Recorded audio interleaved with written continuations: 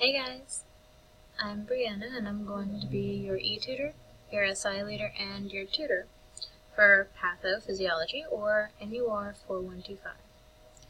So today what I wanted to go over for this demonstration, because outside of our e-tutoring sessions, we will have these 10 to 15 minute videos going over a specific topic. It could be more broad or in-depth, depending on how much your professor has gone over or the importance of it to your class as well as your nursing career, because a lot of this stuff will roll over and you'll have to remember it, so keep your books and study. I learned that the hard way. So for today we're going to be going over Selye's version of stress, as like his definition and the terms he's coined for them, as well as the stages. So the way he defines it, stress, is a state manifested by a specific syndrome of the body developed in response to any stimuli that made an intense systematic demand on it. So the body doesn't get stressed out for no reason. Either the body was unprepared for this occurrence, this stress, or the body needs to remember this occurrence, this situation, so it can adapt and learn from it, so it can react better next time. So say you have an exam and you get stressed. Well, you guys gotta remember you got stressed during this exam, so maybe it should focus a little bit more during this time period. Now, another thing that Selye had coined is the term gas. And no, not gases in flatulence or the gas and air we breathe, but general adaptation syndrome. So, the stress model in which an event that threatens an organism's well-being, a stressor, leads to 3-stage bodily response. And we can see these on the screen, and I found these on Google, so this is actually a pretty good PowerPoint I found. So of course your first stage is alarm, your second stage is resistance, and your third stage is exhaustion. Now off into the little corner right around here, I don't know if you guys can see there or not, I moved my cursor in the right lower corner. You can see I found also kind of a definition and how it shows this plateau, because you have kind of the stimulation, you have the plateau, and then you have the decline. So it says in here, the alarm reaction, the first phase, the body shows the change characteristic of the first exposure to a stressor. At the same time, its resistance is diminished, and if the stressor is sufficiently strong, severe burns, extremes of temperature, death may result. So stress isn't simply, oh, I'm stressed out about an exam, oh, I'm stressed out my in-laws are coming over. Stressor can be physical. So you're carrying a lot of weight, you have an intense temperature. There are different versions of stress, of course, besides emotional or psychological. Now we have stage 2, the stage of resistance. So, resistance ensues if continued exposure to the stressor is compatible with adaptation. The bodily signs characteristic of the alarm reaction have been virtually disappeared, and the resistance rises above normal. If the stage is prolonged, hyperadaptosis occurs. So stage of resistance, this is where the body goes from, okay, this is happening, focus, to how can I react to this better? What can I do to change this? What can I do to survive and keep my homeostasis, my internal balance? And lastly, we have stage of exhaustion. Now, stage of exhaustion doesn't occur every time you get stressed. You have your acute stress and you have your chronic stress. So, stage of exhaustion, following a long continued exposure to the same stressor, to which the body has become adjusted. Eventually, adaptation energy is exhausted.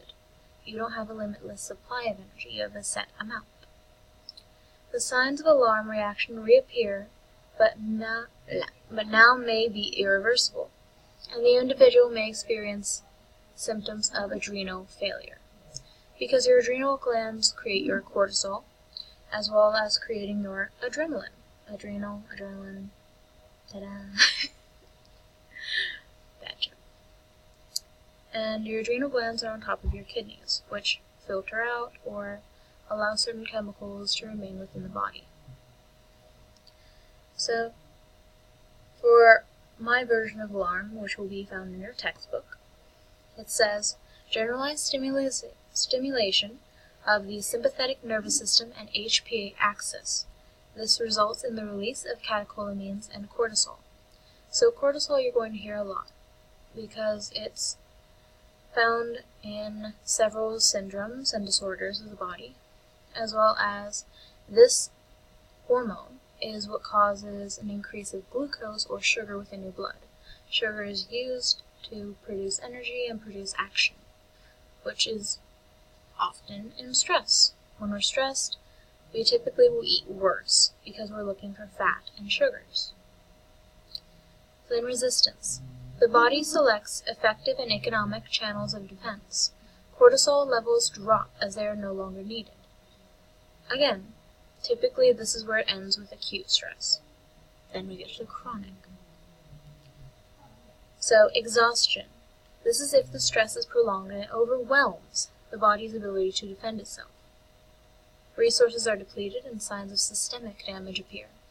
So in the exhaustion phase, this is where you go from a one night, all-nighter, to you're spending the whole week up all night, you aren't sleeping very well, you're not eating very well, and remember, and you can even have your examples from life, every time there's an exam, a lot of students get sick because they're stressed, they're lowering their immune response, they're not sleeping well, they're not eating well, and they're really not giving that time for the body to relax and repair.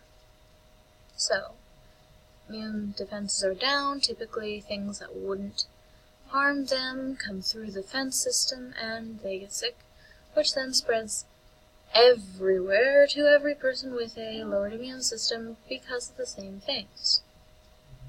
Which is another reason why even the professors of the nursing program will say to take a lot more vitamin C, zinc, sleep well, and eat well around times of exams, so you can avoid this chain reaction or domino effect. So, for this, of course, we have two forms of stress, which I will quickly go over. As we said, they're acute and chronic stress, but they also have names. Eustress and distress. You're good and you're bad, and I'll go into those further in the next video. But, for stress, like I said, you have your physiological, emotional, and physical. So, if you're trying to push a boulder up a hill, your body is straining and stressing as it tries to go up. And we can even remember one of the Greek characters of myth. I actually forget his name, but he had to push a boulder up a mountain every day, only to have it fall right back to the bottom. And this was his punishment by the gods. So again and again, if we tried to do that, our bodies would get stressed, our muscles would strain, and after a while, your body will become exhausted and you won't even be able to lift your fingers. That is a degree to which it will happen. If the body is dehydrated, that's another form of stress. If it's malnourished, that's another form of stress. If you're fighting with your girlfriend or your boyfriend, or you got a bad grade, other forms of stress. And of course, we have post-traumatic stress. So post-traumatic stress we often hear with veterans or soldiers who, essentially it's not only them, but anyone who has experienced a traumatic event and experiences extreme or severe levels of stress after. So this is after traumatic stress. After your traumatic event. And for this, you can either remember your stressor, what caused it, or the event that caused this psychological occurrence, or you can simply be triggered and not remember the event whatsoever. So, for veterans, they could hear fireworks, and all of a sudden they imagine they're back at the war. They're hearing the guns go off, they're seeing the carnage and the screams, dust, sand flying depending on their location, or they could simply hear the fireworks, and immediately that sets off a trigger within their brain reminding them of gun or gunfire, and they'll react. So that's kind of the basic of stress, especially with Hans Selye. And next time we'll go over eustress and distress a bit more, as well as the treatments to it. Hope to see you guys next time. Have a good night.